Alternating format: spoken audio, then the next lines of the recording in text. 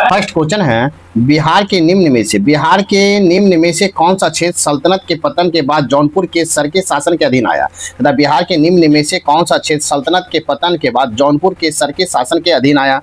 तो इसका right answer होगा आपको दरभंगा से बक्सर तक का आया। इस प्रकार राइट आंसर ए होगा। कहता है बिहार के दरभंगा से बक्सर तक का क्षेत्र सल्तनत के पतन के बाद जौनपुर के सर के शासन के अधीन आया। इस प्रकार राइट आंसर ए होगा। क्वेश्चन नंबर 2 देखेंगे, अप्रैल 2025 में बिहार सरकार ने किस जिले में एक नया लॉजिस्टिक पार्क स्थापित करने की मंजूरी दी है? क्वेश्चन है कि अप्रैल 2025 में बिहार सरकार ने किस जिले में एक नया लॉजिस्टिक पार्क स्थापित करने की मंजूरी दी है? तो इसका राइट आंसर होगा बिहटा पटना में आपको मंजूरी दी है लॉजिस्टिक पार्क का। इस प्रकार राइट आंसर सी होगा। अप्रैल 2025 में बिहार सरकार ने बिहटा पटना जिले में एक नया लॉजिस्टिक पार्क स्थापित करने की मंजूरी दी है। इस प्रकार राइट आंसर आपका सी होगा। नेक्स्ट क्वेश्चन नंबर 3 है, बिहार में मुख्यमंत्री कन्या उत्थान योजना के तहत स्नातक उत्तीर्ण छात्राओं को कितनी प्रोत्साहन राशि प्रदान की जाएगी? कहता है बिहार में मुख्यमंत्री कन्या उत्थान योजना के तहत स्नातक उत्तीर्ण छात्राओं को कितनी प्रोत्साहन राशि प्रदान की जाएगी? इसका राइट आंसर होगा 50,000 रुपया प्रदान की जाएगी। कितना? 50,000 रुपया। इस प्रकार राइट आंसर आपका बी होगा। नेक्स्ट कहता है कि बिहार में मुख्यमंत्री कन्या उत्थान योजना के तहत स्नातक उत्तीर्ण छात्राओं को 50,000 प्रोत्साहन राशि प्रदान की जाएगी। मुख्यमंत्री कन्या उत्थान योजना 18 अप्रैल 2018 से प्रारंभ किया गया है। इस प्रकार राइट आंसर आपका भी होगा। नेक्स्ट क्वेश्चन नंबर 4 है, आवधिक श्रम बाल सर्वेक्षण। कहता आवधिक श्रम बाल सर्वेक्षण PLFS 2023-24 के अनुसार बिहार में समग्र बेरोजगारी दर कितनी थी? आवधिक श्रम बल सर्वेक्षण PLFS 2023-24 के अनुसार बिहार में समग्र बेरोजगारी दर कितनी थी? इसका राइट आंसर होगा आपको 0.30% थी। इस प्रकार राइट आंसर आपका सी होगा। कहता है आवधिक श्रम बाल श्रम सर्वेक्षण PLFS 2023-24 के अनुसार बिहार में समग्र बेरोजगारी दर 3.0% थी। इस प्रकार राइट आंसर आपका सी होगा। क्वेश्चन नंबर है 5, कुशल युवा कार्यक्रम KVP के तहत युवाओं को कितने घंटे का प्रशिक्षण प्रदान किया जाएगा? कहता है कुशल युवा कार्यक्रम KVP के तहत युवाओं को कितने घंटे का प्रशिक्षण प्रदान किया जाएगा? इसका राइट आंसर होगा 240 घंटे का प्रशिक्षण प्राप्त किया जाएगा। इस प्रकार राइट आंसर सी होगा। कहता है कुशल युवा कार्यक्रम KVP के तहत युवाओं को 240 घंटे का प्रशिक्षण प्रदान किया जाएगा। कुशल युवा कार्यक्रम विशेष रूप से महिलाओं के लिए तैयार किया गया है। इस प्रकार राइट आंसर आपका सी होगा। नेक्स्ट क्वेश्चन नंबर 6 है, निम्नलिखित में से किसने गांधी के आंदोलन को राजनीतिक फिरौती कहा है? निम्नलिखित में किसने गांधी के आंदोलन को राजनीतिक फिरौती कहा है? इसका राइट आंसर होगा लॉर्ड लिनलिथगो ने कहा। लॉर्ड लिनलिथगो ने कहा। इस प्रकार राइट आंसर सी होगा। कहता है गांधी जी के आंदोलन को राजनीतिक फिरौती लॉर्ड लिनलिथगो ने कहा है। भारत के वायसराय लॉर्ड लिनलिथगो का कार्यकाल 1936 से 43 ईस्वी तक था। इस प्रकार राइट आंसर आपका सी होगा। क्वेश्चन नंबर 7 है, वर्धा में सेवाग्राम आश्रम की स्थापना किसने किया? वर्धा में सेवाग्राम आश्रम को किसने स्थापित किया? इसका राइट आंसर होगा महात्मा गांधी ने स्थापित किया। कहता है वर्धा में सेवाग्राम की स्थापना गांधी जी द्वारा किया गया। इस प्रकार राइट आंसर आपका भी होगा। नेक्स्ट क्वेश्चन नंबर 8 देखेंगे, देवबंद के उस विद्वान का नाम बताइए जिन्होंने स्वतंत्रता आंदोलन में महत्वपूर्ण भूमिका निभाई। कहता देवबंद के उस विद्वान का नाम बताइए जिन्होंने स्वतंत्रता आंदोलन में महत्वपूर्ण भूमिका निभाई। इसका राइट आंसर हो जाएगा अबुल कलाम आजाद। कौन हो गया? अबुल कलाम आजाद। इस प्रकार राइट आंसर आपका ए होगा। देवबंद आंदोलन के उस विद्वान का नाम अबुल कलाम आजाद है जिन्होंने स्वतंत्रता आंदोलन में महत्वपूर्ण भूमिका का निर्वाह किया। अबुल कलाम आजाद का जन्म 11 नवंबर 1888 को मक्का में हुआ था। इस प्रकार राइट आंसर आपका ए होगा। नेक्स्ट क्वेश्चन देखेंगे, क्वेश्चन नंबर 9 देखेंगे। नेक्स्ट क्वेश्चन नंबर 9 है, भारत सरकार अधिनियम 1919 आधारित था। कहता भारत सरकार अधिनियम 1919 आधारित था। इसका राइट आंसर होगा आपको मॉन्टेग्यू चेम्सफोर्ड रिपोर्ट पर आधारित है। मॉन्टेग्यू चेम्सफोर्ड रिपोर्ट पर आधारित था। इस प्रकार राइट आंसर आपका बी होगा। कहता भारत सरकार अधिनियम 1919 मॉन्टेग्यू चेम्सफोर्ड रिपोर्ट पर आधारित था। इस प्रकार राइट आंसर आपका बी होगा। नेक्स्ट क्वेश्चन नंबर 10 है, निम्न में से कौन कैबिनेट मिशन योजना का सदस्य नहीं था? कहता है निम्न में कौन कैबिनेट मिशन योजना का सदस्य नहीं था?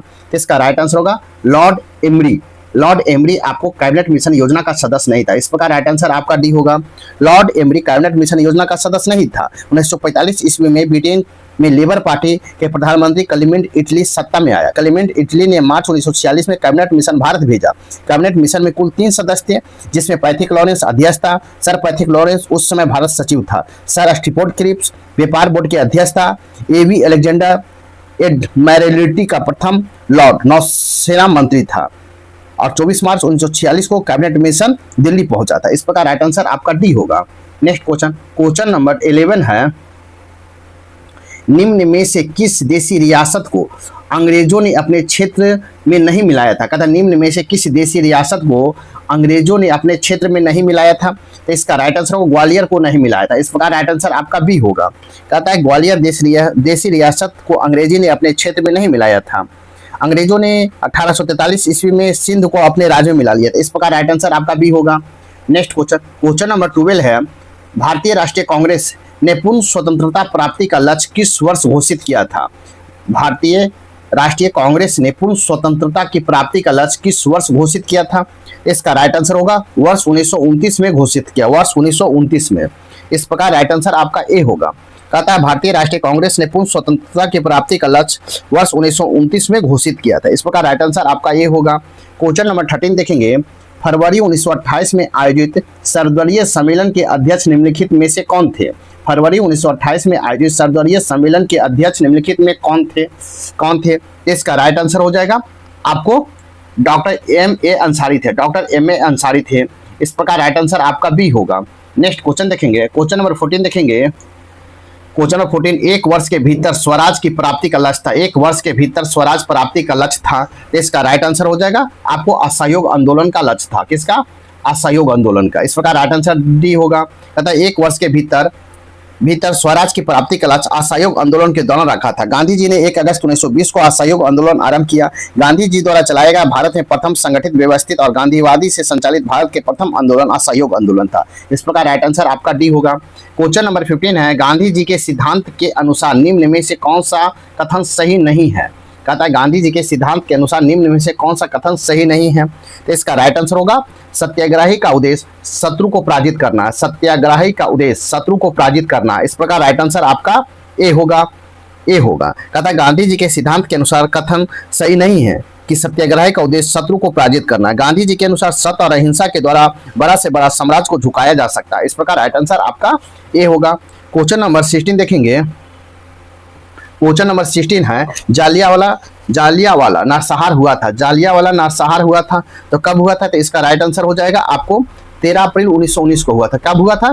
13 अप्रैल 1919 को हुआ था जालियांवाला नरसंहार। इस प्रकार राइट आंसर आपका ए होगा। कहता है जालियांवाला नरसंहार 13 अप्रैल 1919 को हुआ था। जालियांवाला नरसंहार के लिए जनरल R.O. डायर जिम्मेदार था। इस नरसंहार में हंसराज नाम के भारतीय ने अंग्रेजों को सहयोग दिया था। इस प्रकार राइट आंसर ए होगा। नेक्स्ट क्वेश्चन नंबर 17 है, निम्नलिखित में से कौन लगातार 6 वर्षों तक भारतीय राष्ट्रीय कांग्रेस के प्रेसिडेंट रहे हैं? निम्नलिखित में कौन लगातार 6 वर्षों तक भारतीय राष्ट्रीय कांग्रेस के प्रेसिडेंट रहे हैं? इसका राइट आंसर होगा अबुल कलाम आजाद रहा। कौन? अबुल कलाम आजाद। इस प्रकार राइट आंसर आपका बी होगा।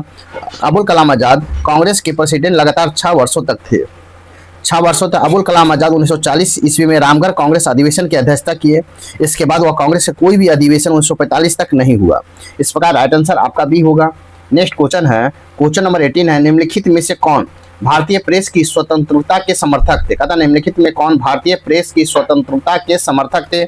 इसका राइट आंसर होगा लॉर्ड मेटकॉफ। कौन थे? लॉर्ड मेटकॉफ थे। इस प्रकार राइट आंसर आपका सी होगा। भारतीय प्रेस की स्वतंत्रता के समर्थक लॉर्ड मेटकॉफ थे। लॉर्ड मेटकॉफ 1835 से 36 में भारत के कार्यवाहक गवर्नर जनरल थे। लॉर्ड मेटकॉफ को भारत के समाचार पत्रों का मुक्तिदाता कहा जाता है। भारतीय पत्रकारिता का जनक राजा राममोहन राय को कहा जाता है। भारत में समाचार पत्रों के जनक J.N. हिक्की को माना जाता है। इस प्रकार राइट आंसर आपका सी होगा। नेक्स्ट क्वेश्चन नंबर 19 है, जिस गवर्नर जनरल ने दास प्रथा को समाप्त किया वह कौन था? जिस गवर्नर जनरल ने दास प्रथा को समाप्त किया वह कौन था? इसका राइट आंसर होगा लॉर्ड एलनबरो था। कौन था? Lord Ellenborough. इस प्रकार राइट आंसर आपका सी होगा। गवर्नर जनरल लॉर्ड एलनबरो ने दास प्रथा को समाप्त किया। दास प्रथा को एक्ट 5 के अधीन समाप्त किया। लॉर्ड एलनबरो ने 1843 ईस्वी में दास प्रथा को समाप्त किया था। कब? 1843 ईस्वी। इस प्रकार राइट आंसर सी होगा। नेक्स्ट क्वेश्चन नंबर 20 है, कूका आंदोलन की नींव पड़ी थी। कूका आंदोलन की नींव पड़ी थी तो कूका आंदोलन की नींव कब पड़ा, कहां पड़ा? तो इसका राइट आंसर होगा पंजाब में पड़ा था। इस प्रकार राइट आंसर आपका सी होगा। कूका आंदोलन की नींव पंजाब में पड़ी थी। कूका विद्रोह पंजाब में 1872 में हुआ था। सिखों की नामपंथी संप्रदाय के लोग कूका कहलाते हैं। नामधारी संप्रदाय 1884 के आसपास आरंभ हुआ। इस प्रकार राइट आंसर आपका सी होगा। नेक्स्ट क्वेश्चन, क्वेश्चन नंबर 21 देखेंगे, निम्नलिखित में से कौन सी घटना महाराष्ट्र में घटित हुई? निम्नलिखित में कौन सी घटना महाराष्ट्र में घटित हुई? इसका राइट आंसर होगा भील विद्रोह आपको महाराष्ट्र में घटित हुआ। भील विद्रोह, इस प्रकार राइट आंसर आपका ए होगा। भील विद्रोह महाराष्ट्र में घटित हुई। भील विद्रोह पश्चिमी घाट में हुआ था। भील विद्रोह 1810 के दशक में आरंभ हुआ। भील विद्रोह 1825 ईस्वी में सशस्त्र रूप से सेवरम के नेतृत्व में हुआ था। इस प्रकार राइट आंसर आपका ए होगा। नेक्स्ट क्वेश्चन, क्वेश्चन नंबर 22 देखेंगे, ब्रिटिश द्वारा कुशासन का बहाना लेकर निम्नलिखित प्रांतों में से किस एक प्रांत के शासक को हटा दिया गया था? ब्रिटिश द्वारा कुशासन का बहाना लेकर निम्नलिखित प्रांतों में से किस एक प्रांत के शासक को हटा दिया गया था?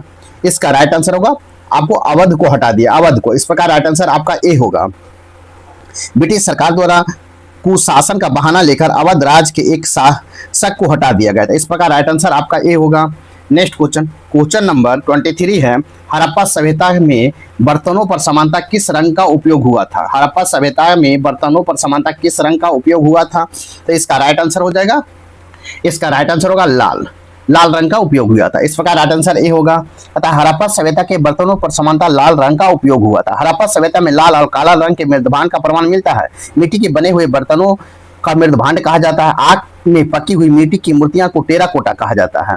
पीले गेरुआ रंग के मृदभांड को ताम्र पाषाणिक संस्कृति का सूचक है। इस प्रकार राइट आंसर आपका ए होगा। नेक्स्ट क्वेश्चन, क्वेश्चन नंबर 24 है, प्रारंभिक वैदिक साहित्य में सर्वाधिक वर्णित नदी है। प्रारंभिक वैदिक साहित्य में सर्वाधिक वर्णित नदी है तो कौन सी नदी है? तो आपको सिंधु है। कौन सी है? सिंधु। इस प्रकार राइट आंसर आपका ए होगा। Next question, question number 25, Ashok के रोमनदेही स्तंभ संबंधित है। अशोक के रोमनदेही स्तंभ संबंधित है तो किससे संबंधित है? आपको बुद्ध के जन्म स्थल से संबंधित, बुद्ध के जन्म स्थल से। इस प्रकार राइट आंसर आपका ये होगा। अशोक के रोमनदेही स्तंभ बुद्ध के जन्म स्थल से संबंधित है। इस प्रकार राइट आंसर आपका ए होगा। नेक्स्ट क्वेश्चन है, क्वेश्चन नंबर 26 है, संगम कालीन साहित्य कौन को एक मन्नन किसके लिए प्रयुक्त हुआ है? कहता संगम कालीन साहित्य में कौन को एक मन्नन किसके लिए प्रयुक्त हुआ है? तो इसका राइट आंसर होगा आपको राजा के लिए प्रयुक्त हुआ। किसके लिए? राजा के लिए प्रयुक्त हुआ। इस प्रकार राइट आंसर आपका डी होगा। नेक्स्ट क्वेश्चन देखेंगे, क्वेश्चन है, नेक्स्ट क्वेश्चन देखेंगे, क्वेश्चन नंबर 27 है, संस्कृत के कवि और नाटककार कालिदास का उल्लेख हुआ है। कहता है संस्कृत के कवि और नाटककार कालिदास का उल्लेख हुआ है। इसका राइट आंसर हो जाएगा आपको ए, पुलकेशिन द्वितीय के एहोल अभिलेख में हुआ। पुलकेशिन द्वितीय के एहोल अभिलेख में हुआ। इस प्रकार राइट आंसर आपका ए होगा। नेक्स्ट क्वेश्चन, क्वेश्चन नंबर 28 देखेंगे, कहता है संस्कृत कवि नाटककार कालिदास का उल्लेख पुलकेशिन द्वितीय के एहोल अभिलेख में हुआ है। एहोल अभिलेख के रचयिता रवि कीर्ति है। एहोल अभिलेख में कालिदास और भारवी का उल्लेख है। इस अभिलेख में उज्जैन के महाकालेश्वर मंदिर का भी उल्लेख किया गया है। इस प्रकार राइट आंसर आपका ए होगा। नेक्स्ट क्वेश्चन, क्वेश्चन नंबर 28 देखेंगे। नेक्स्ट क्वेश्चन, क्वेश्चन नंबर 28 है, किस शासक वंश ने मंदिरों एवं ब्राह्मणों को सबसे अधिक ग्राम अनुदान में दिया था? कहता है किस शासक वंश ने मंदिरों एवं ब्राह्मणों को सबसे अधिक ग्राम अनुदान में दिया था? तो इसका राइट आंसर हो जाएगा आपको गुप्त वंश ने दिया था। किसने? गुप्त वंश ने। इस प्रकार राइट आंसर ए होगा। गुप्त वंश के शासकों ने मंदिरों एवं ब्राह्मणों को सबसे अधिक ग्राम अनुदान में दिया था। गुप्त वंश काल में भूमिदान की प्रक्रिया के अधिक तीव्र हो गया था। इस प्रकार राइट आंसर आपका ए होगा। नेक्स्ट क्वेश्चन, क्वेश्चन नंबर 29 है, सोनगिरी का ऐतिहासिक दिगंबर जैन तीर्थ स्थल स्थित है। कहता है सोनगिरी का ऐतिहासिक दिगंबर जैन तीर्थ स्थल स्थित है।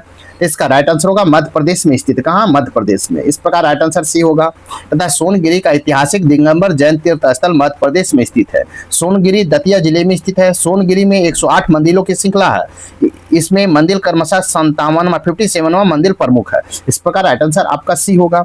नेक्स्ट क्वेश्चन, क्वेश्चन नंबर 13 है, निम्नलिखित में से किसका प्राचीन भारत के आयुर्वेद शास्त्र के संबंध नहीं है? तथा निम्नलिखित में से किसका प्राचीन भारत के आयुर्वेद शास्त्र से संबंध नहीं है तो इसका राइट आंसर होगा आपको भास्कराचार्य का संबंध नहीं। इस प्रकार राइट आंसर आपका भी होगा। विकल्पों में भास्कराचार्य का प्राचीन भारत के आयुर्वेद शास्त्र से संबंध नहीं है। भास्कराचार्य प्रथम प्रसिद्ध गणितज्ञ और खगोलविद थे। नहीं पूछा तो राइट आंसर आपका बी होगा। नेक्स्ट क्वेश्चन नंबर 31 देखेंगे, बुद्ध के जीवन की किस घटना को महाभिनिष्क्रमण के रूप में जाना जाता है। कहता है बुद्ध के जीवन की किस घटना को महाभिनिष्क्रमण के रूप में जाना जाता है। इसका राइट आंसर हो जाएगा आपको उनका गृह त्याग को जाना जाता है। बुद्ध के जीवन को गृह त्याग की घटना को महाभिनिष्क्रमण के रूप में जाना जाता है। इस प्रकार राइट आंसर सी होगा। बुद्ध 29 वर्ष की अवस्था में गृह त्याग किया, उन्हें ज्ञान प्राप्ति 35 वर्ष की अवस्था में हुआ। बुद्ध को गृह त्याग में सारथी, चन्ना और अश्वकंथक ने सहायता की थी। इस प्रकार राइट आंसर सी होगा। नेक्स्ट क्वेश्चन देखेंगे, क्वेश्चन नंबर 32 देखेंगे, तैमूर लंग के आक्रमण के बाद भारत में किस वंश का राज स्थापित हुआ था। तैमूर लंग के आक्रमण के बाद भारत में किस वंश का राज स्थापित हुआ था। इसका राइट आंसर हो जाएगा आपको सैयद वंश का राज स्थापित। किसका? सैयद वंश का। इस प्रकार राइट आंसर आपका भी होगा। तैमूर लंग के आक्रमण के बाद भारत में सैयद वंश का शासन स्थापित हुआ। तैमूर लंग ने 1398 में भारत पर आक्रमण किया था। इस प्रकार राइट आंसर आपका भी होगा। नेक्स्ट क्वेश्चन नंबर 33 है, कामरूप में वैष्णव धर्म का लोकप्रिय बनाया। कामरूप में वैष्णव धर्म को लोकप्रिय बनाया।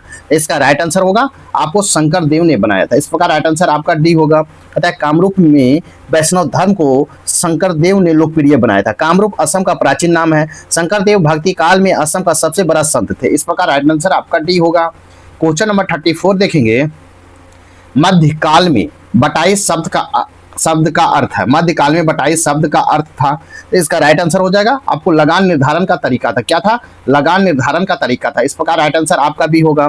मध्यकाल में बटाई शब्द का लगान निर्धारण का तरीका से संबंधित था। बटाई प्रणाली को गल्ला बख्शी प्रणाली या भावोली प्रणाली भी कहा जाता है। इस प्रणाली के अंतर्गत फसल का किसान और राज्य के बीच में एक निश्चित अनुपात में बंटवारा किया जाता था। इस प्रकार राइट आंसर भी होगा। नेक्स्ट क्वेश्चन नंबर 35 है, फरीद जो बाद में शेरशाह सूरी बना ने कहाँ शिक्षा प्राप्त की थी। कहता फरीद जो बाद में शेरशाह सूरी बना ने कहाँ शिक्षा प्राप्त किया था। तो इसका राइट आंसर होगा जौनपुर में प्राप्त किया था। कहाँ? आपको जौनपुर में प्राप्त किया था। इस प्रकार राइट आंसर आपका सी होगा। फरीद जो बाद में शेरशाह सूरी बना ने जौनपुर में शिक्षा प्राप्त की थी। जौनपुर उस समय उस शिक्षा और संस्कृति का प्रसिद्ध केंद्र था। शेरशाह ने अपने पिता और बंधुओं को मतभेद हो गया और वो शिक्षा के लिए जौनपुर गया था। शेरशाह का बचपन से ही मेधावी छात्र था। शेरशाह का बचपन का नाम फरीद था। शेरशाह के पिता का नाम हसन खान सुर था। उनके दादा का नाम इब्राहिम खान जो घोड़े का व्यापारी था। शेरशाह के पिता सासाराम के जागीर मिला था। इन्होंने प्रशासनिक अनुभव सासाराम में जागीर के प्रबंधन के रूप में हुआ। इस प्रकार राइट आंसर आपका सी होगा। नेक्स्ट क्वेश्चन नंबर 36 है, निम्नलिखित में से किसे अकबर ने स्वयं मारा था। निम्नलिखित में से किसे अकबर ने स्वयं मारा था। इसका राइट आंसर होगा आदम खान को मारा था। आदम खान को मारा था। इस प्रकार राइट आंसर ए होगा। आदम खान को अकबर ने स्वयं मारा था। महम अनंगा आदम खान की माता का नाम था। अहम अनंगा अकबर की धाई माता या पालन पोषण करने वाली माता का नाम था। आदम खान ने मालवा अभियान में प्राप्त बहुमूल्य सामान अपने पास रख लिया था। आदम खान को अकबर ने सिपाह सलाल आतंक खान की हत्या कर दिया था, जो उसकी हत्या का मूल कारण बना। इस प्रकार राइट आंसर आपका ए होगा। नेक्स्ट क्वेश्चन नंबर 37 है, निम्नलिखित में से किसने अपने बादशाह पति के लिए मकबरे का निर्माण करवाया था। कहता है निम्नलिखित में किसने अपने बादशाह पति के लिए मकबरे का निर्माण करवाया था। इसका राइट आंसर होगा हाजी बेगम ने करवाया था। किसने? हाजी बेगम ने। इस प्रकार राइट आंसर भी होगा। हाजी बेगम ने अपने बादशाह पति के लिए मकबरे का निर्माण कराया था। हुमायूं का मकबरा दिल्ली में स्थित है। हुमायूं का मकबरा अकबर कालीन और भारत के प्रथम महत्वपूर्ण मकबरा था। हुमायूं के मकबरा का निर्माण की योजना हुमायूं की पत्नी हाजी बेगम ने बनाई थी। इस प्रकार राइट आंसर आपका भी होगा। नेक्स्ट क्वेश्चन नंबर 38 है, राधा कन्हैया का किस्सा किस पुस्तक का लेखक है। राधा कन्हैया का किस्सा पुस्तक का लेखक थे। इसका राइट आंसर होगा नवाब वाजिद अली शाह का थे। नवाब वाजिद अली शाह का। इस प्रकार राइट आंसर ए होगा।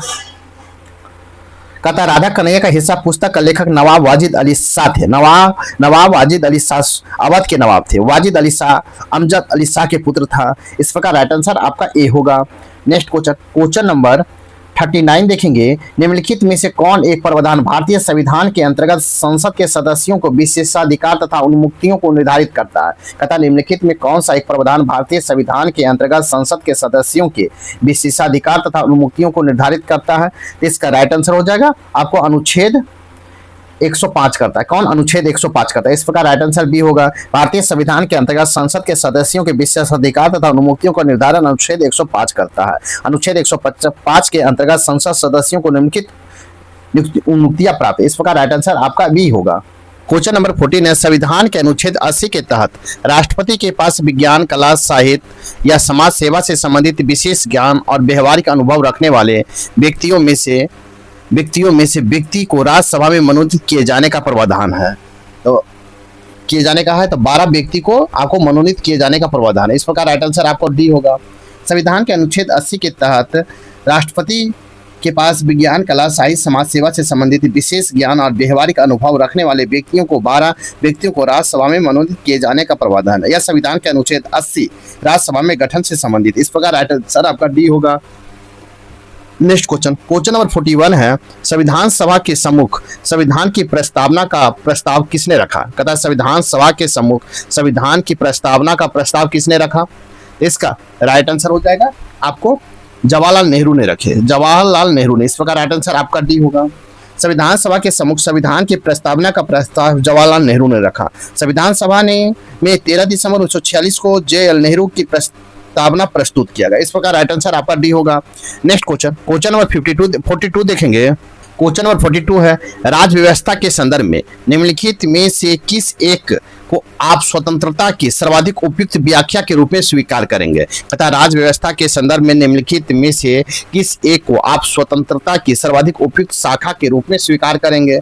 इसका राइट आंसर हो जाएगा स्वयं में पूर्णतः विकसित करने का अवसर को स्वीकार करेंगे। स्वयं को पूर्णतः विकसित करने का अवसर करेंगे। इस प्रकार राइट आंसर डी होगा। कहता है कि राज्य व्यवस्था के संदर्भ में स्वयं को पूर्णतः विकसित करने का अवसर को विकल्पों में स्वतंत्रता का सर्वाधिक उपयुक्त व्याख्या के रूप में स्वीकार करेंगे। इस प्रकार राइट आंसर डी होगा। क्वेश्चन नंबर 43 है, संसद भारतीय संसद का सचिवालय है, भारतीय संसद का सचिवालय है, इसका आपको सरकार से स्वतंत्र है, सरकार से स्वतंत्र है। इस प्रकार राइट आंसर सी होगा। कहता भारतीय संसद का सचिवालय सरकार से स्वतंत्र रहकर कार्य करता है। इस प्रकार राइट आंसर आपका सी होगा। नेक्स्ट क्वेश्चन देखेंगे। क्वेश्चन नंबर 43 देखेंगे। कहता निम्नलिखित में कौन एक कथन लोकसभा के अध्यक्ष के बारे में सही नहीं है? कहता निम्नलिखित में कौन सा एक कथन लोकसभा के अध्यक्ष के बारे में सही नहीं है? इसका राइट आंसर होगा उसके पास सत्रावसान के बाद भी सत्र बुलाने की शक्ति है। आपको ये नहीं। इस प्रकार राइट आंसर आपका बी होगा। लोकसभा के अध्यक्ष के बारे में सही नहीं है कि उनके पास सत्रावसान के बाद भी सत्र बुलाने की शक्ति है। सत्र की आहूति या सत्रावसान का अधिकार राष्ट्रपति को है। इस प्रकार राइट आंसर आपका बी होगा। नहीं पूछा है तो राइट आंसर बी होगा। नेक्स्ट क्वेश्चन नंबर 45 देखेंगे। निम्नलिखित में किसके बारे में अस्थायी संसदीय समिति गठित नहीं की जा सकती है? कहता निम्नलिखित में से किसके बारे में अस्थायी संसदीय समिति गठित नहीं की जा सकती है? इसका राइट आंसर हो जाएगा आपको अल्पसंख्यक कल्याण के बारे में, अल्पसंख्यक कल्याण के बारे में आपको समितियां गठित नहीं की जा सकती। इस प्रकार राइट आंसर डी होगा। तथा अल्पसंख्यक कल्याण के बारे में अस्थायी संसदीय समिति गठित नहीं की जा सकती। इस प्रकार राइट आंसर डी होगा। नेक्स्ट क्वेश्चन नंबर 46 देखेंगे। तथा कौन सा संवैधानिक संशोधन राज्यों से चुने जाने वाले लोकसभा के सदस्यों की संख्या बढ़ाने से संबंधित है? तथा कौन सा संवैधानिक संशोधन राज्य से चुने जाने वाले लोकसभा के सदस्यों की संख्या बढ़ाने से संबंधित है? इसका राइट आंसर हो जाएगा आपको 17वां, आपको 7वां और 21वां है, 7वां और 21वां। इस प्रकार राइट आंसर सी होगा। अतः 7वां और 21वां संवैधानिक संशोधन राज्यों से चुने जाने वाले लोकसभा के सदस्यों की संख्या बढ़ाने से संबंधित है। इस प्रकार राइट आंसर आपका सी होगा। अतः भारतीय संविधान के अनुच्छेद 81 लोकसभा के गठन से संबंधित है। 7वां संविधान संशोधन अधिनियम 1956 द्वारा राज्यों का पुनर्गठन किया गया। इस प्रकार राइट आंसर आपका सी होगा। क्वेश्चन नंबर 47 है, भारतीय संविधान के अनुच्छेद 170 के अनुसार किसी राज्य की विधानसभा के सदस्यों की न्यूनतम तथा अधिकतम संख्या क्रमशः हो सकती है? तथा भारतीय संविधान के अनुच्छेद 170 के अनुसार किसी राज्य की विधानसभा के सदस्यों की न्यूनतम तथा अधिकतम संख्या हो सकती है? इसका राइट आंसर हो जाएगा 60 और 500 अधिकतम और न्यूनतम हो सकता है। इस प्रकार राइट आंसर आपका सी होगा। भारतीय संविधान के अनुच्छेद 170 के अनुसार किसी राज्य की विधानसभा के सदस्यों की न्यूनतम तथा अधिकतम संख्या 60 और 500 हो सकता है। इस प्रकार राइट आंसर आपका सी होगा। नेक्स्ट क्वेश्चन नंबर 48 है, भारत का सर्वोच्च न्यायालय एक अभिलेख न्यायालय, इसका आशय है कि मतलब भारत का सर्वोच्च न्यायालय एक अभिलेख न्यायालय, इसका आशय है कि इसका राइट आंसर हो जाएगा आपको इसके सभी निर्णय को सचनात्मक मूल होता है और इस पर किसी भी न्यायालय के प्रश्न चिन्ह नहीं लगाया जा सकता। इस प्रकार राइट आंसर आपका बी होगा। नेक्स्ट क्वेश्चन नंबर 49 देखेंगे। क्वेश्चन नंबर 49 है सूची 1 और सूची 2 दिया गया। सूची 1 देखेंगे और सूची 2 आपको मिलान करना है। तो ए में है लोक लेखा समिति, लोक लेखा समिति का हो जाएगा आपको वित्तीय समिति है। बी में है याचिका समिति, याचिका समिति का हो जाएगा आपको कार्यकारी समिति हो जाएगा। सी में स्टॉक बाजार स्कैम संयुक्त समिति, इसका हो जाएगा आपको 1 तदर्थ समिति। और डी में है विभागीय समिति, तो विभागीय समिति का हो जाएगा स्टैंडिंग समिति। इस प्रकार आप मिलाएंगे, इसका राइट आंसर होगा सी। ए का 3, बी का 4, सी का 1, डी का 2 होगा। इस प्रकार राइट आंसर आपका सी होगा। नेक्स्ट क्वेश्चन नंबर 15 देखेंगे। क्वेश्चन नंबर 15 निम्नलिखित में कौन सही सुमेलित नहीं है? सही सुमेलित राज है और राज्यसभा में स्थानों का आवंटन है, तो कौन सुमेलित नहीं है? आंध्र प्रदेश 18, ये आपका सुमेलित नहीं है, नहीं पूछा। राइट आंसर आपका ए होगा, क्योंकि आंध्र प्रदेश में आपको 11 राज्यसभा का प्रतिनिधित्व है, 11 है। इस प्रकार राइट आंसर आपका नहीं पूछा तो ए होगा, बाकी आपका सही सुमेलित है।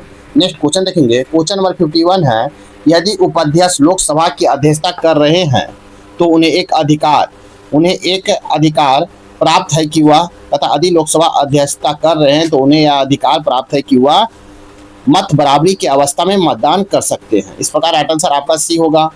अतः यदि उपाध्यक्ष लोकसभा की अध्यक्षता कर रहे हैं तो उन्हें एक अधिकार प्राप्त है कि वह मत बराबरी की अवस्था में मतदान कर सकते हैं। यह भारतीय संविधान के अनुच्छेद 93 के अंतर्गत स्पीकर और उपाध्यक्ष का पद का प्रावधान किया गया। इस प्रकार राइट आंसर सी होगा। नेक्स्ट क्वेश्चन नंबर 52 है, भारतीय संसद के दोनों सदनों की संयुक्त बैठक किस संबंध में होती है? कहता है भारतीय संसद की दोनों सदनों की संयुक्त बैठक किस संबंध में होती है? इसका राइट आंसर होगा साधारण विधेयक पर होती है। कौन सा? साधारण विधेयक पर। इस प्रकार राइट आंसर आपका सी होगा।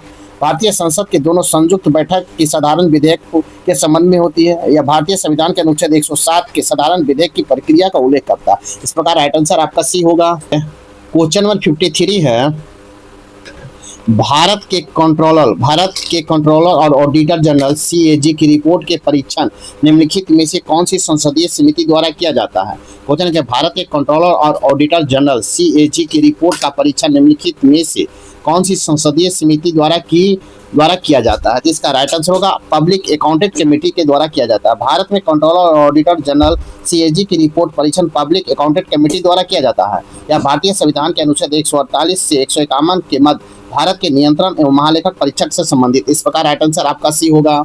नेक्स्ट क्वेश्चन नंबर 54 देखेंगे। 54 है, संविधान का कौन सा अनुच्छेद मुख्यमंत्री के दायित्वों को परिभाषित करता है? संविधान का कौन सा अनुच्छेद मुख्यमंत्री के दायित्वों को परिभाषित करता है? इसका राइट आंसर होगा अनुच्छेद 167 करता है। संविधान के अनुच्छेद 167 मुख्यमंत्री के दायित्वों को परिभाषित करता है। इस प्रकार राइट आंसर आपका डी होगा। नेक्स्ट क्वेश्चन नंबर 55 है, उच्च न्यायालय के न्यायाधीशों के वेतन और भत्ते दिए जाते हैं। उच्च न्यायालय के न्यायाधीशों के वेतन और भत्ते दिए जाते हैं। इसका राइट आंसर होगा राज्य के समेकित निधि से दिया जाता है। इस प्रकार राइट आंसर आपका भी होगा। तथा उच्च न्यायालय के न्यायाधीश के वेतन और भत्ते राज्य के समेकित निधि से दिए जाते हैं। भारतीय संविधान के अनुच्छेद 266 भारत सरकार राज्यों की सरकार के लिए संचित निधि की व्यवस्था करता है। इस प्रकार राइट आंसर आपका बी होगा। नेक्स्ट क्वेश्चन नंबर 56 है, ओम -1 मीटर -1 मात्रक है। ओम मीटर मात्रक है तो किसका मात्रक है? इसका राइट आंसर होगा चालकता का मात्रक है। इस प्रकार राइट आंसर आपका बी होगा।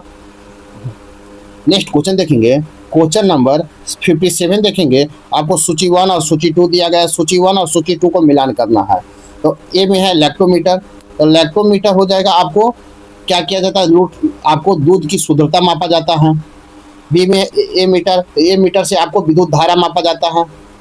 उसके बाद सी में हाइग्रोमीटर, तो हाइग्रोमीटर से 2 हो जाएगा, सापेक्षिक आर्द्रता होता है मापा जाता है। और डी में है वोल्ट मीटर, तो आपको विद्युत विभव मापा जाता है। तो इस प्रकार राइट आंसर आपका ए होगा। ए का 4, बी का 1, सी का 2 और डी का 3 होगा। इस प्रकार राइट आंसर आपका ए होगा।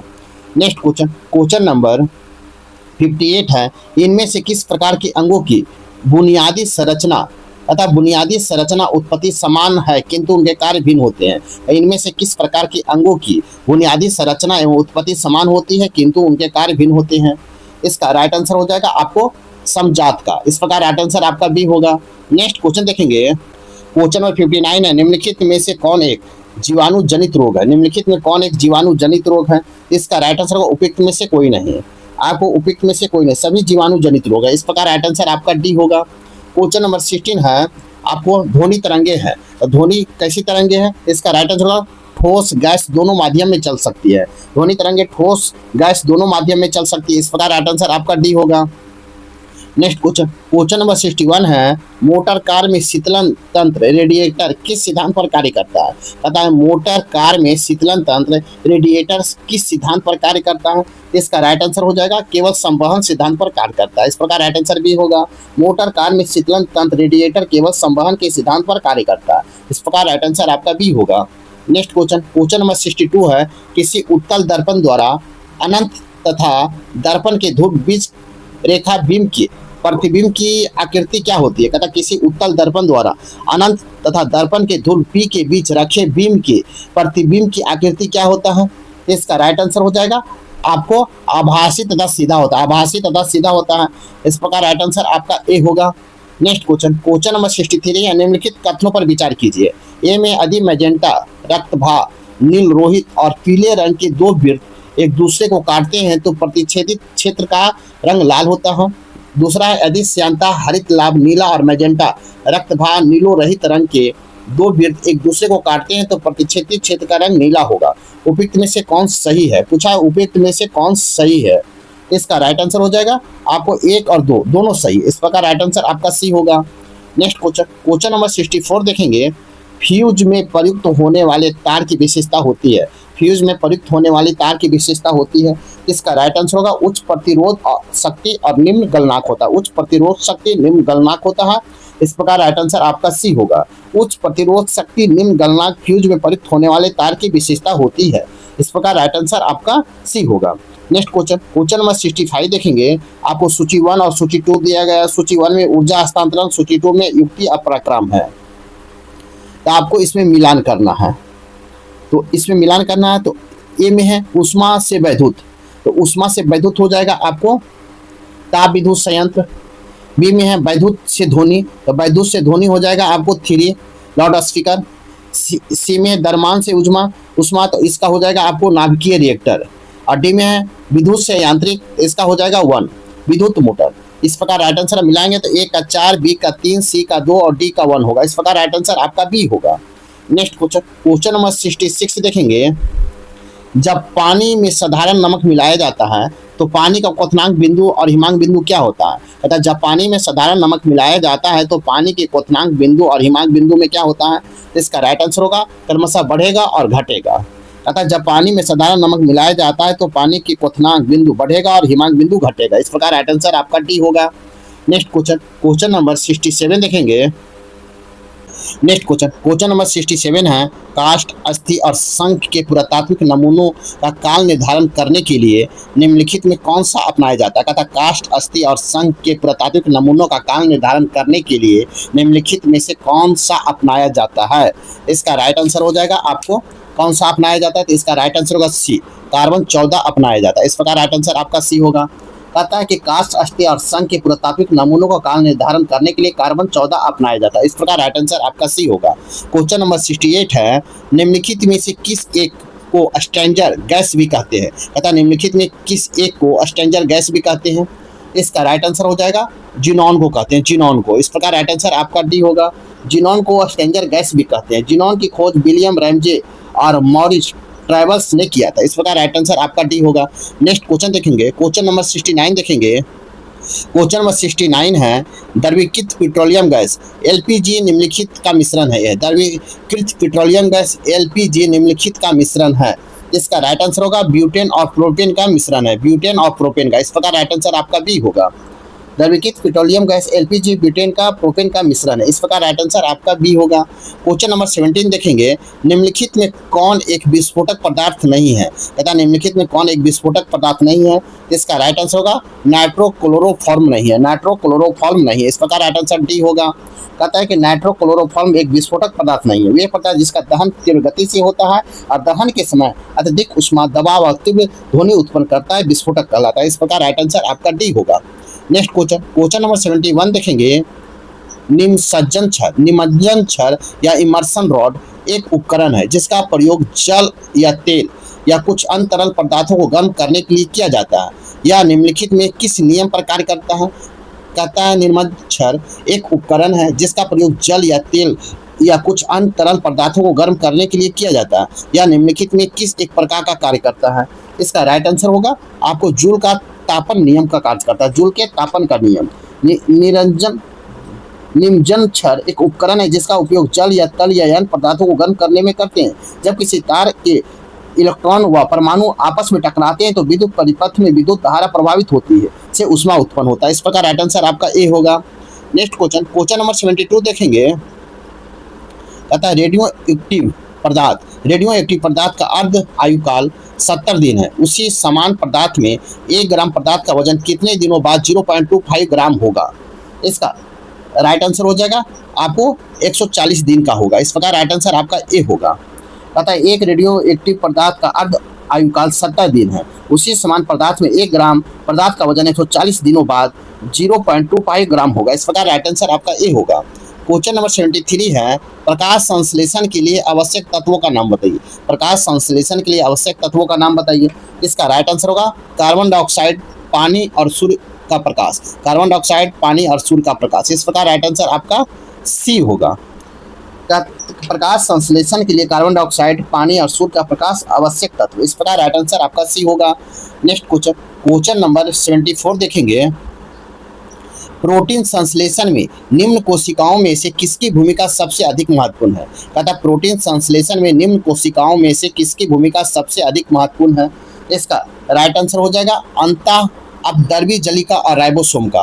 अंतः प्राद्रव्य जलिका और राइबोसोम का। इस प्रकार राइट आंसर आपका सी होगा। कहता है प्रोटीन संश्लेषण में अंततः प्राद्रव्य जलिका और राइबोसोम की भूमिका सबसे अधिक महत्वपूर्ण है। इस प्रकार राइट आंसर आपका बी होगा। नेक्स्ट क्वेश्चन नंबर 75 देखेंगे। 75 में मनुष्य के शरीर के किस अंग में लिम्फोसाइट का निर्माण होता है? मनुष्य के शरीर में किस अंग में लिम्फोसाइट का निर्माण होता है? तो इसका राइट आंसर हो जाएगा आपको अस्थि मज्जा में होता है। कहाँ? अस्थि मज्जा में होता है। इस प्रकार राइट आंसर आपका बी होगा। नेक्स्ट क्वेश्चन नंबर 76 देखेंगे। किसी समान व्यक्ति के रक्त के संदर्भ में निम्नलिखित में कौन सा कथन सही है?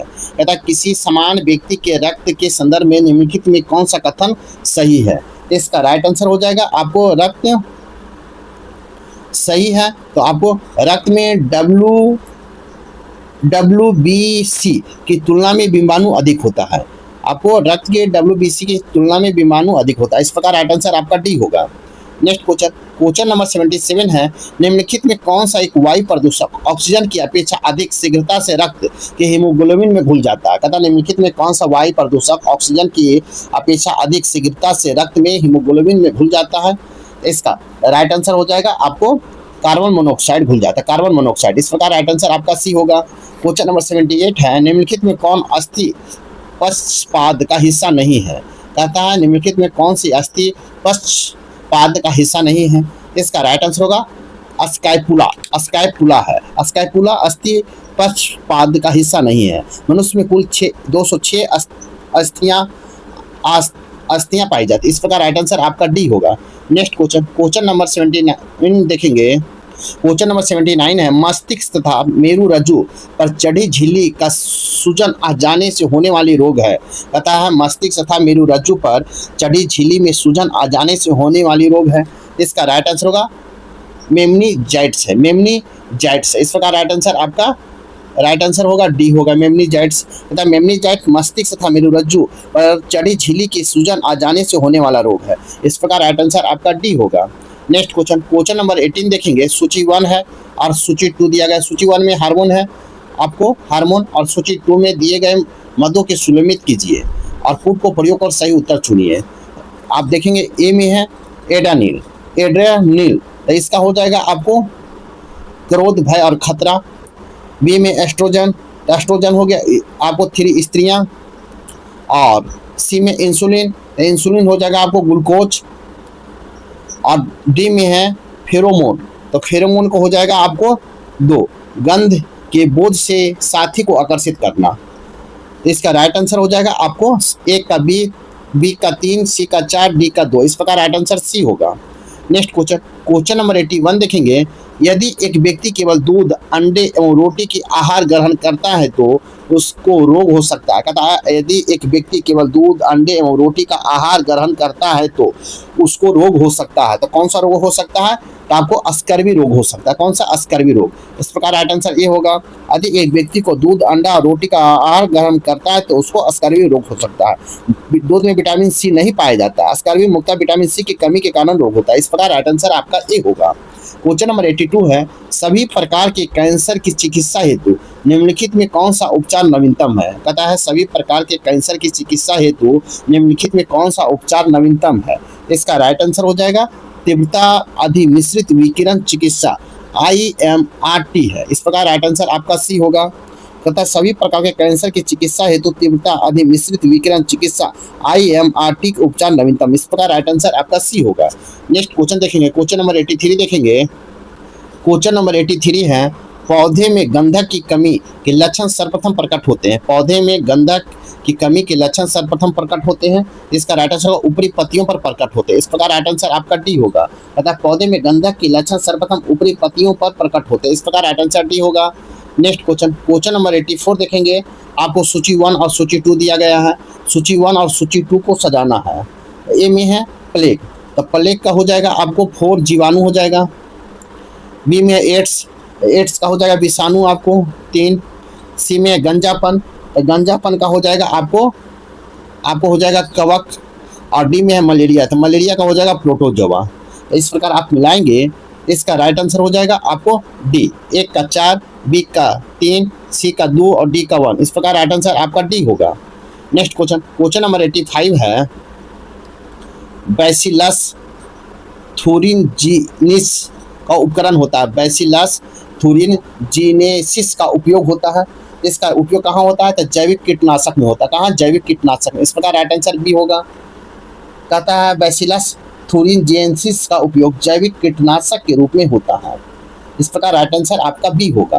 क्वेश्चन नंबर 86 है, हाल ही में सुर्खियों में रहने वाला ई हंसा है। हाल ही में सुर्खियों में रहने वाला ई हंसा है, तो क्या इसका राइट आंसर होगा? इलेक्ट्रॉनिक ट्रेनर विमान है। इलेक्ट्रॉनिक ट्रेनर बीमार है। इस प्रकार राइट आंसर आपका डी होगा।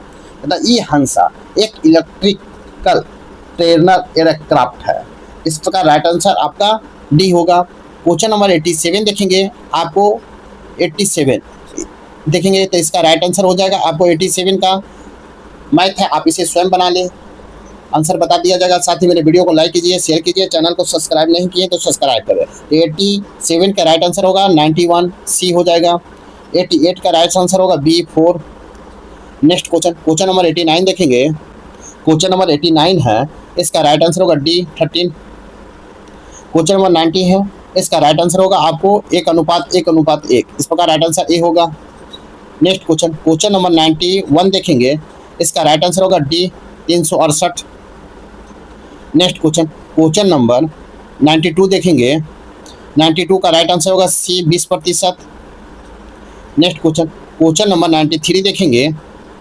इसका राइट आंसर होगा सी 8%। नेक्स्ट क्वेश्चन, क्वेश्चन नंबर 94 देखेंगे। इसका राइट आंसर होगा ए NCQ ए होगा। नेक्स्ट क्वेश्चन, क्वेश्चन नंबर 95 देखेंगे। इसका राइट आंसर होगा D DDAA double D triple A. इस प्रकार राइट आंसर आपका डी होगा। नेक्स्ट क्वेश्चन, क्वेश्चन नंबर 96 देखेंगे।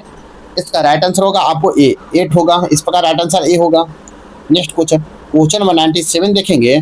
कहता है निम्न में से किस भारतीय वित्त मंत्री ने सर्वाधिक बार बजट पेश किए हैं? कहता है निम्न में से किस भारतीय वित्त मंत्री ने सर्वाधिक बार बजट पेश किए हैं?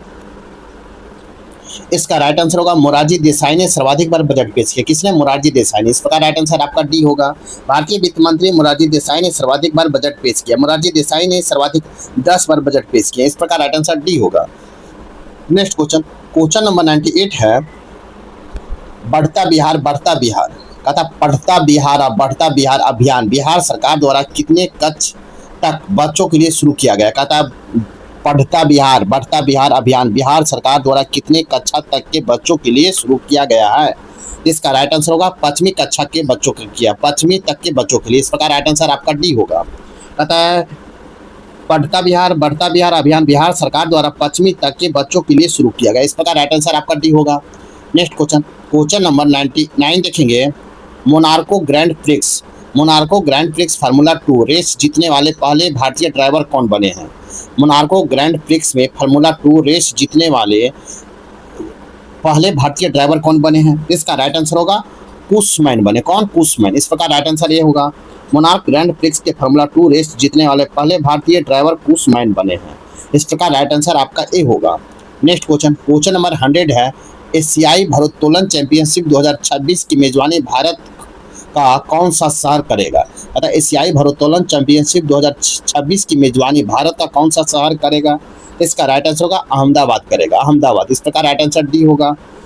कहता है एशियाई भारोत्तोलन चैंपियनशिप 2026 की मेजबानी अहमदाबाद गुजरात शहर करेगा। या 1 से 10 अप्रैल 2026 तक एशियाई भारोत्तोलन चैंपियनशिप का आयोजन अहमदाबाद में किया जाएगा। इस प्रकार राइट आंसर आपका डी होगा। साथ ही मेरे वीडियो को लाइक कीजिए, शेयर कीजिए, चैनल को सब्सक्राइब नहीं किए तो सब्सक्राइब कर लें। तो देखते हैं क्वेश्चन नंबर 101। डैनियल नोबोवा को किस देश के राष्ट्रपति नियुक्त किया गया? डैनियल नोबोवा को किस देश का राष्ट्रपति नियुक्त किया गया है? इसका राइट आंसर हो जाएगा आपको इक्वाडोर का राष्ट्रपति नियुक्त किया गया। इस प्रकार राइट आंसर आपको डी होगा। डैनियल नोबोवा को इक्वाडोर का राष्ट्रपति नियुक्त किया गया है। इक्वाडोर के 48वें राष्ट्रपति हैं। उन्होंने अपने प्रतिद्वंदी लुइसा गोजालेज को हराया। इस प्रकार राइट आंसर डी होगा। क्वेश्चन नंबर 102 है। अप्रैल 2025 तक कितने राज्यों में विधान परिषद है? अप्रैल 2025 तक कितने राज्यों में विधान परिषद है? इसका राइट आंसर हो जाएगा आपको 6 राज्यों में विधान परिषद है। इस प्रकार राइट आंसर बी होगा। नेक्स्ट क्वेश्चन नंबर 103 है। संचार मित्र योजना किसके द्वारा शुरू की गई है? संचार मित्र योजना किसके द्वारा शुरू किया गया है? इसका राइट आंसर होगा ज्योतिदित्य सिंधिया के द्वारा शुरू किया गया। संचार मित्र योजना ज्योतिदित्य सिंधिया के द्वारा। इस प्रकार राइट आंसर आपका डी होगा। कहता है कि संचार मित्र योजना ज्योतिदित्य सिंधिया के द्वारा शुरू की गई है। संचार मित्र योजना का मुख्य उद्देश्य डिजिटल दूतों के रूप में काम करने वाले युवाओं को एक व्यापक नेटवर्क बनाना। इस प्रकार राइट आंसर सी होगा। नेक्स्ट क्वेश्चन नंबर 104 है। भारत और फ्रांस के मध्य नई दिल्ली में कितने राफेल मरीन विमानों का डील पर हस्ताक्षर हुई है? मतलब भारत और फ्रांस के मध्य नई दिल्ली में कितने राफेल मरीन विमानों का डील पर हस्ताक्षर हुआ है? इसका राइट आंसर हो जाएगा आपको बी, 26 विमानों पर डील हुआ। इस प्रकार राइट आंसर बी होगा। कहता है भारत और फ्रांस के मध्य नई दिल्ली में 26 राफेल मरीन विमानों की डील पर हस्ताक्षर हुआ है। इस प्रकार राइट आंसर आपका बी होगा। नेक्स्ट क्वेश्चन नंबर 105 है। देश में 1 जुलाई 2024 को code of criminal procedure CRPC की जगह किस संहिता को लागू किया गया है? कहता है देश में 1 जुलाई 2024 से code of criminal procedure CRPC की जगह किस संहिता को लागू किया गया है? तो इसका राइट आंसर होगा आपको भारतीय नागरिक सुरक्षा संहिता BNSS को लागू किया गया। देश में 1 जुलाई 2024 से code of criminal procedure CRPC की जगह भारतीय नागरिक सुरक्षा संहिता BNSS को लागू किया गया। इस प्रकार राइट आंसर आपका ए होगा। नेक्स्ट क्वेश्चन देखेंगे। क्वेश्चन नंबर 106 देखेंगे। क्वेश्चन नंबर 106 देखेंगे। वैभव सूर्यवंशी IPL में शतक लगाने वाले सबसे युवा बल्लेबाज बन गए हैं। इनका संबंध किस राज्य से है? वैभव सूर्यवंशी IPL में शतक लगाने वाले सबसे युवा बल्लेबाज बन गए हैं। इनका संबंध किस राज्य से है? इसका राइट आंसर हो जाएगा आपको बिहार से। कहाँ से? बिहार से है। इस प्रकार राइट आंसर आपको बी होगा। वैभव सूर्यवंशी IPL में शतक लगाने वाला सबसे युवा बल्लेबाज बन गए। इनका संबंध बिहार से है। ये बिहार के समस्तीपुर जिला के ताजपुर के निवासी हैं। शतक लगाने वाले इनकी उम्र 14 वर्ष 32 दिनों का था। उन्होंने गुजरात टाइटन के खिलाफ 35 गेंद पर अपना शतक लगाया है। इस प्रकार राइट आंसर आपका बी होगा। नेक्स्ट क्वेश्चन नंबर 107 है। फ्रांसीसी नागरिक सम्मान officer of the order of art and letters में से किसे सम्मानित किया गया? कहता है फ्रांसीसी नागरिक सम्मान officer of the order of arts and letters में से किसे सम्मानित किया गया है? इसका राइट आंसर हो जाएगा आपको पायल कपाड़िया को सम्मानित किया गया। किसे? पायल कपाड़िया को। इस प्रकार राइट आंसर आपको सी होगा। कहता है फ्रांसीसी नागरिक सम्मान officer of the order of arts and letters में पायल कपाड़िया को सम्मानित किया गया। इस प्रकार राइट आंसर आपका सी होगा। नेक्स्ट क्वेश्चन नंबर 108 है। प्राचीन पाटलिपुत्र नामक पुस्तक किसके द्वारा लिखी गई है, जिसे हाल ही में लॉन्च किया गया है? कहता प्राचीन पाटलिपुत्र नामक पुस्तक किसके द्वारा लिखी गई जिसे हाल ही में लॉन्च किया गया है? इसका राइट आंसर हो जाएगा डॉक्टर सुनील कुमार प्रिय बच्चन को। डॉक्टर सुनील कुमार प्री बच्चन को। इस प्रकार राइट आंसर आपका बी होगा। कहता है प्राचीन पाटलिपुत्र नामक पुस्तक डॉक्टर सुनील कुमार प्री बच्चन द्वारा लिखी गई है। इस प्रकार राइट आंसर आपका बी होगा। क्वेश्चन नंबर 109 है, ब्रिक्स शिखर सम्मेलन 2025 की अध्यक्षता कौन सा देश करेगा? ब्रिक्स शिखर सम्मेलन 2025 की अध्यक्षता कौन सा देश करेगा? इसका राइट आंसर हो जाएगा ब्राजील करेगा। कौन? ब्राजील। इस प्रकार राइट आंसर ए होगा। पता है ब्रिक्स शिखर सम्मेलन 2025 की अध्यक्षता ब्राजील करेगा। जुलाई 2025 में ब्रिक्स सम्मेलन ब्राजील के रियो डी जेनेरियो में होगा। इस प्रकार राइट आंसर ए होगा। नेक्स्ट क्वेश्चन, क्वेश्चन नंबर 110 है, भारत के रक्षा मंत्री राजनाथ सिंह ने वर्ष 2029 तक रक्षा निर्यात कितना करने का लक्ष्य रखा है? कहता भारत के रक्षा मंत्री राजनाथ सिंह ने वर्ष 2029 तक रक्षा निर्यात कितना करने का लक्ष्य रखा है? इसका राइट आंसर होगा आपको 50,000 करोड़ रुपया, 50,000 करोड़ रुपया करने का लक्ष्य रखा। इस प्रकार राइट आंसर डी होगा। भारत के रक्षा मंत्री राजनाथ सिंह ने वर्ष 2029 तक रक्षा निर्यात 50,000 करोड़ करने का लक्ष्य रखा। इस प्रकार राइट आंसर आपका डी होगा। क्वेश्चन नंबर 111 है, प्रत्येक वर्ष विश्व कपास दिवस किस तिथि को मनाया जाता है? प्रत्येक वर्ष विश्व कपास दिवस किस तिथि को मनाया जाता है? इसका राइट आंसर हो जाएगा आपको 7 अक्टूबर को मनाया जाता है। इस प्रकार राइट आंसर आपका बी होगा। नेक्स्ट क्वेश्चन, क्वेश्चन नंबर 112 है, केंद्र सरकार ने भारतीय अंतरिक्ष अनुसंधान संगठन इसरो के 11वें अध्यक्ष के रूप में किसे नियुक्त किया है? केंद्र सरकार ने भारतीय अंतरिक्ष अनुसंधान संगठन इसरो के 11वें अध्यक्ष के रूप में किसे नियुक्त किया है? तो इसका राइट आंसर होगा वी नारायण ने नियुक्त किया। वी नारायण ने। केंद्र सरकार ने भारतीय अंतरिक्ष अनुसंधान संगठन इसरो के 11वें अध्यक्ष के रूप में वी नारायण को नियुक्त किया। इस प्रकार राइट आंसर आपका सी होगा। नेक्स्ट क्वेश्चन, क्वेश्चन नंबर 113 है, मानव शरीर को हानि पहुंचाने वाले कीटाणुओं से लड़ने के लिए होस्ट प्रोटीन की खोज किस संस्था द्वारा की गई है? मानव शरीर को हानि पहुंचाने वाला कीटाणुओं से लड़ने के लिए होस्ट प्रोटीन की खोज किस संस्था द्वारा किया गया है? इसका राइट आंसर हो जाएगा आईआईटी बॉम्बे के द्वारा किया गया। इस प्रकार राइट आंसर ए होगा।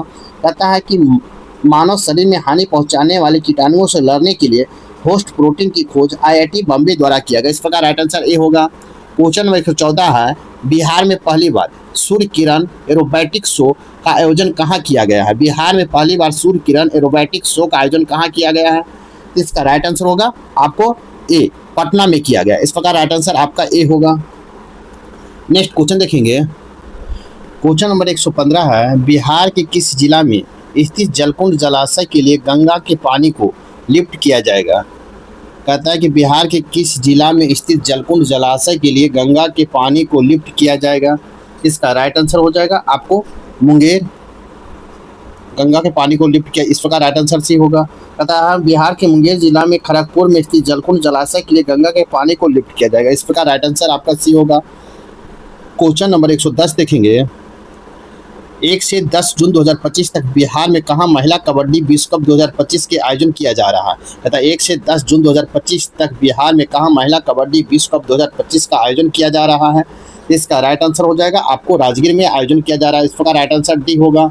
नेक्स्ट क्वेश्चन, क्वेश्चन नंबर 117 है, क्वेश्चन नंबर 117 है, निम्नलिखित में से बिहार के किस शहर या जिले में जल एवं भूमि प्रबंधन संस्थान स्थित है?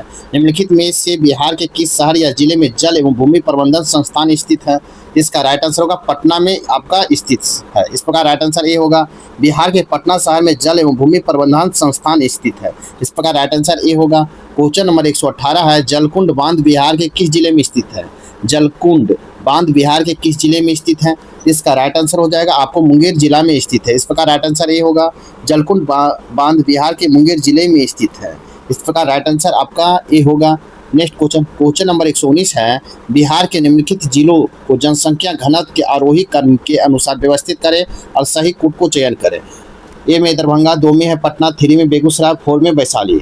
क्वेश्चन है कि बिहार के निम्नलिखित जिलों को जनसंख्या घनत्व के आरोही क्रम के अनुसार व्यवस्थित करें और सही कूट का चयन करें। ए में दरभंगा, 2 में पटना, 3 में बेगूसराय, 4 में वैशाली है। इस प्रकार राइट आंसर आपका सी होगा। 3, 4, 1, 2 होगा। इस प्रकार राइट आंसर आपका सी होगा। विकल्प बिहार के जिलों की जनसंख्या घनत्व में आरोही क्रम में होगा, आगे बेगूसराय, फिर वैशाली, दरभंगा, पटना होगा। इस प्रकार राइट आंसर आपका सी होगा। नेक्स्ट क्वेश्चन, क्वेश्चन नंबर 120 है, दक्षिण भारत की पहली और देश की सबसे बड़ी तेंदुआ सफारी किस राज्य के बनेरघट्टा जैविक उद्यान में आम लोगों के लिए खुली है? कहता है दक्षिण भारत की पहली और देश की सबसे बड़ी तेंदुआ सफारी किस राज्य के बनेरघट्टा जैविक उद्यान में आम लोगों के लिए खुली है? इसका राइट आंसर हो जाएगा आपको, राइट आंसर हो जाएगा कर्नाटक में खुला। इस प्रकार राइट आंसर ए होगा। दक्षिण भारत में पहली और देश की सबसे बड़ी तेंदुआ सफारी कर्नाटक राज्य के बन्नेरघट्टा जैविक उद्यान में आम लोगों के लिए खुली। इस प्रकार राइट आंसर ए होगा। नेक्स्ट क्वेश्चन, क्वेश्चन नंबर 121 है, भारत में 200 सेंटीमीटर से अधिक वार्षिक वर्षा एवं ढलान वाले पहाड़ी इलाकों में कौन सी फसल उपयुक्त है? अतः भारत में 200 सेंटीमीटर से अधिक वार्षिक वर्षा एवं ढलान वाले पहाड़ी इलाकों के लिए कौन सी फसल उपयुक्त है? इसका राइट आंसर हो जाएगा आपको चाय उपयुक्त है। इस प्रकार राइट आंसर ए होगा।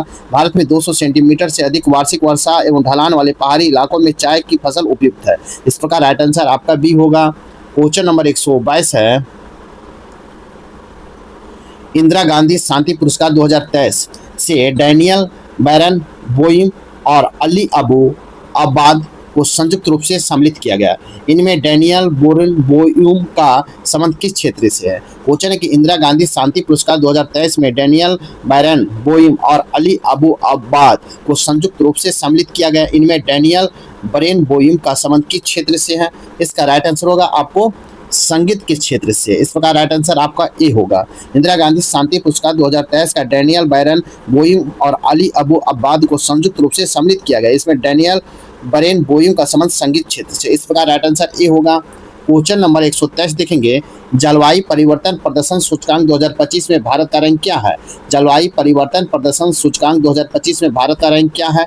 इसका राइट आंसर हो जाएगा आपको 10वां है, 10 है। इस प्रकार राइट आंसर सी होगा। कहता जलवायु परिवर्तन प्रदर्शन सूचकांक 2025 में भारत का रैंक 10वां है। इस प्रकार राइट आंसर सी होगा। नेक्स्ट क्वेश्चन, क्वेश्चन नंबर 124 देखेंगे, निम्नलिखित में कौन सा देश विश्व का सबसे बड़ा दूध उत्पादक है? कहता निम्नलिखित में कौन सा देश विश्व का सबसे बड़ा दूध उत्पादक है? इसका राइट आंसर होगा भारत है, भारत है। इस प्रकार राइट आंसर आपका डी होगा। कहता है भारत विश्व का सबसे बड़ा दूध उत्पादक देश है। भारत में 1970 से ऑपरेशन फ्लड की शुरुआत हुई। ऑपरेशन फ्लड श्वेत क्रांति कहा जाता है। इस प्रकार राइट आंसर आपका डी होगा। नेक्स्ट क्वेश्चन, क्वेश्चन नंबर 125 है, बिहार का पहला रामसर स्थल कांवरताल निम्नलिखित में किस जिले में स्थित है? बिहार का पहला रामसर स्थल कांवरताल निम्नलिखित में किस जिले में स्थित है? इसका राइट आंसर हो जाएगा आपको बेगूसराय में स्थित है। इस प्रकार राइट आंसर सी होगा। बिहार का पहला रामसर स्थल बेगूसराय में कांवरताल है। नवंबर 2020 में कांवर झील को भारत का 39वां रामसर साइट घोषित किया। इस प्रकार राइट आंसर सी होगा।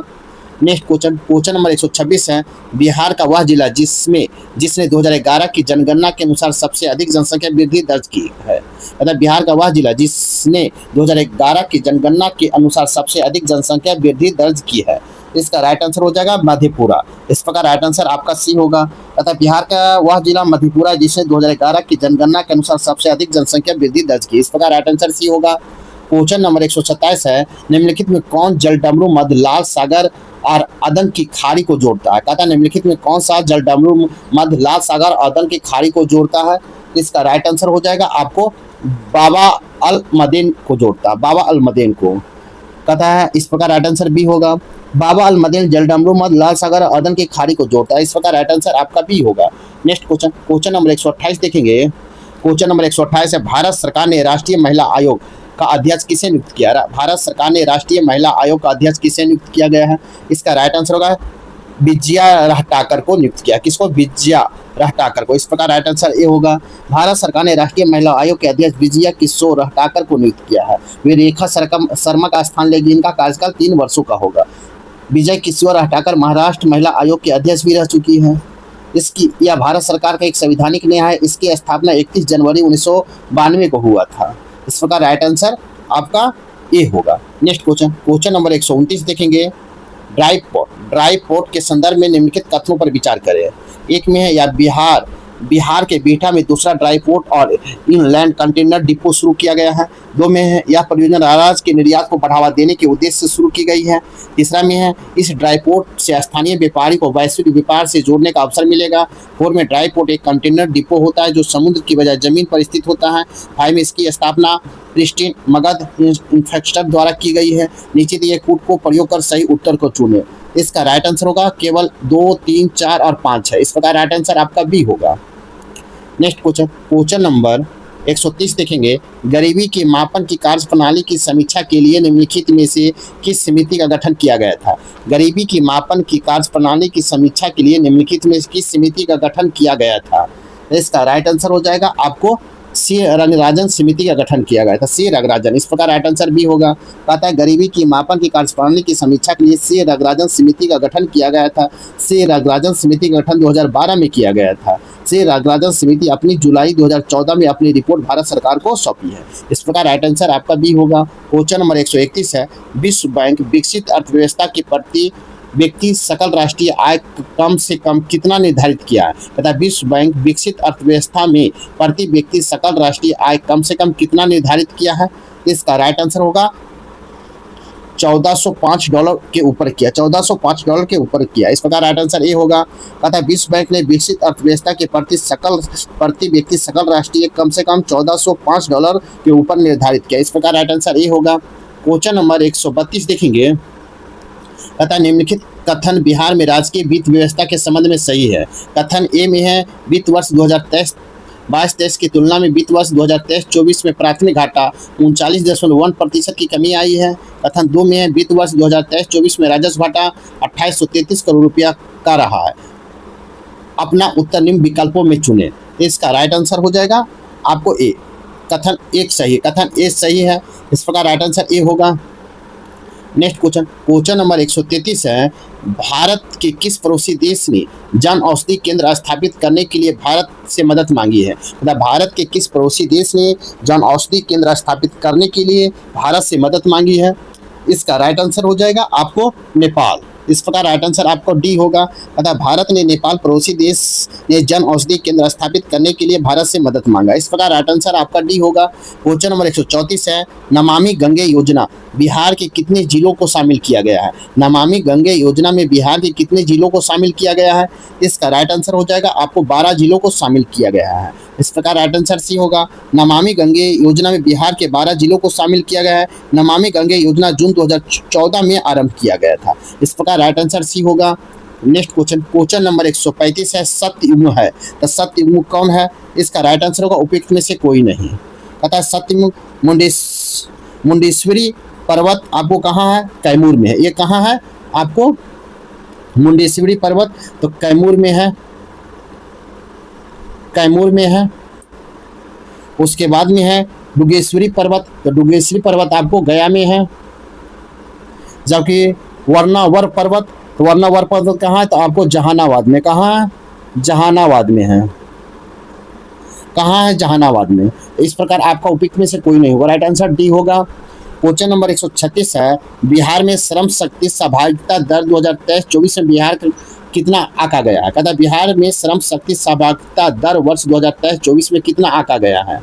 तो इसका राइट आंसर होगा 55% आंका गया। कितना, 55%। इस प्रकार राइट आंसर ये होगा, वर्ष 2023-24 में बिहार की श्रम शक्ति सहभागिता दर 55% आंका गया। इस प्रकार राइट आंसर आपका ए होगा।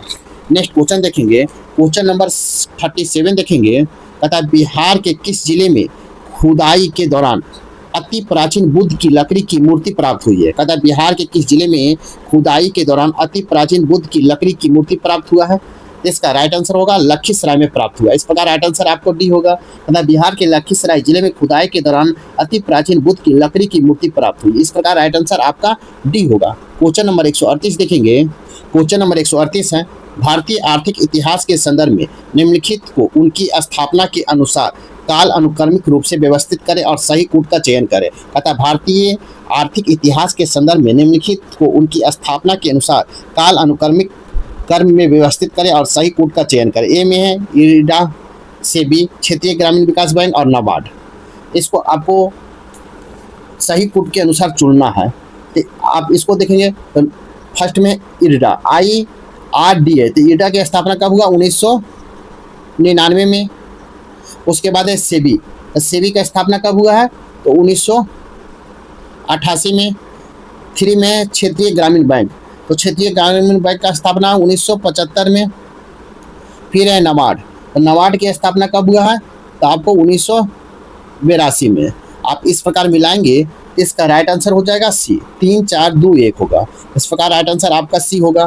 क्वेश्चन नंबर 139 है, वर्तमान थोक मूल सूचकांक WPI का आधार वर्ष है।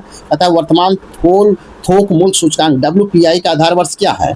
इसका राइट आंसर होगा आपको 2011-12। इस प्रकार राइट आंसर बी होगा। नेक्स्ट क्वेश्चन नंबर 140 है, संयुक्त राष्ट्र द्वारा वर्ष 2024 में जारी सतत विकास लक्ष्य सूचकांक 2024 में भारत को कितना स्कोर प्रदान किया गया है? कहता है संयुक्त राष्ट्र द्वारा वर्ष 2024 में जारी सतत विकास लक्ष्य सूचकांक में भारत को कितना स्कोर प्रदान किया गया है? इसका राइट आंसर होगा आपको 64 प्रदान किया गया है। इस प्रकार राइट आंसर आपका ए होगा। कहता है संयुक्त राष्ट्र द्वारा वर्ष 2024 में जारी सतत विकास लक्ष्य सूचकांक में भारत को 64 स्कोर के साथ 109वां स्थान रखा गया। इस प्रकार राइट आंसर ए होगा। क्वेश्चन नंबर 141 है, भारत के कितने राज्य बांग्लादेशों की सीमा को छूते हैं? कहता है भारत के कितने राज्य बांग्लादेश की सीमा को छूते हैं? इसका राइट आंसर होगा आपको 5 राज्य छूता है। इस प्रकार राइट आंसर सी होगा। भारत के 5 राज्य बांग्लादेश की सीमा को छूता है। बांग्लादेश की सीमा में लगे भारतीय राज्य है पश्चिम बंगाल, त्रिपुरा, असम, मिजोरम, मेघालय है। इस प्रकार राइट आंसर आपका सी होगा। बांग्लादेश के 3 ओर से त्रिपुरा राज्य घिरा हुआ है। इस प्रकार राइट आंसर सी होगा। क्वेश्चन नंबर 142 है, कौन सा पठार मलनाड और मैदान में विभाजित? कहता है कौन सा पठार मलनाड और मैदान में विभाजित है? इसका राइट आंसर होगा कर्नाटक विभाजित, कर्नाटक। इस प्रकार राइट आंसर आपका बी होगा। कर्नाटक पठार मलनाड और मैदान में विभाजित। इस प्रकार राइट आंसर आपका बी होगा। क्वेश्चन नंबर 143 है, बिहार बजट 2025-26 में स्कीम व्यय लगभग कितना दर्शाया गया? बिहार बजट 2025-26 में स्कीम व्यय कितना दर्शाया गया है?